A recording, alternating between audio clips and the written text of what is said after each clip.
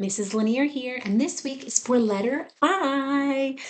This week was a little choppy because of the holidays and life being life, but that's what's great about homeschooling. You are not obligated to stick to a traditional school with 5 days on, 2 days off, or a 2 week rotation. You don't have to do any of that. You can do what you can when you can. Now, honestly, many of my original plans got sidelined because playing with Christmas presents is more important. Now, let's get to our words of the week. We had igloo, ice cream, ice, iguana, inchworm, island, ivy, insect, ink, and right from the beginning, I ended up switching and adding instruments. And please don't be afraid to add some of those larger multisyllabic words. They might not be able to pronounce them all, but they can definitely understand them. Now, our verbs were imagine and itch. Our adjectives were itty bitty, itsy bitsy, or itsy bitsy, right? Icy. And our prepositions were inside, in, and our pronoun was I. So we did I see, I this, I that. Now, most of these are review words, but the verbs, they definitely got their chance to shine because they were new. And yeah, I took all those words like normal and I got my books from the library. So please check out my weekly library book haul for the letter I. Now, I didn't have so many books to support all of the words this week, so I did supplement with music. I found songs and chants, so the arts was music. and it was perfect because I for instruments, right? His new mini keyboard was calling his name, so we rolled with that. I didn't let, though, my items that I had prepared for our arts and crafts go to waste. I originally planned for a ladybug, ice cream cone, and an ivy vine. Like usual, I did all the work. It was mostly cutting, but let me show you what we did this week. So for our insects, we chose a ladybug. Now, our ladybug, because I told you, our arts and crafts, that was on the back burner this week. However, we use this as our math activity. It was all about circles. So we had big circles, medium circles, small circles, right?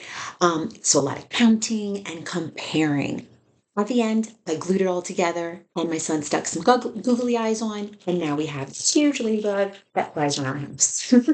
And our next one was an ice cream cone. Again, the ice cream cone was really just kind of like a scribble scrabble paint practice. And so it was a circle, a triangle, and pom pom. So we did some of the dot painting and then some marker on the cone. But this was a definite a good fun prompt because he definitely pretended to eat and lick this like it was real ice cream. So that was lovely.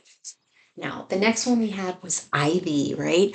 Now, this was 100% the most tedious to cut and prepare. I made tons of these leaves, like tons, because I didn't even know what I was doing, but I made them. And he had so much fun getting messy, right? Painting all of them. Okay, so all I did was put the leaves together and then I glued it on a little green strip. And now we've got ivy all around the house.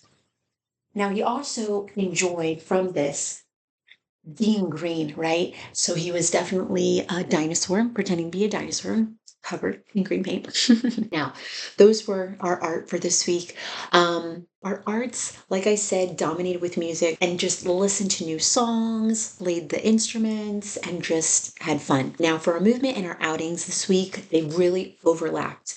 I stayed on the new Toddler Park theme, and so we tried 2 new parks. We tried one in Sunrise called the Welleby Park, and man, this, oh my goodness, it was wonderful. It had a mini town, it had roads, so my kiddo could go on a scooter with no cars, right?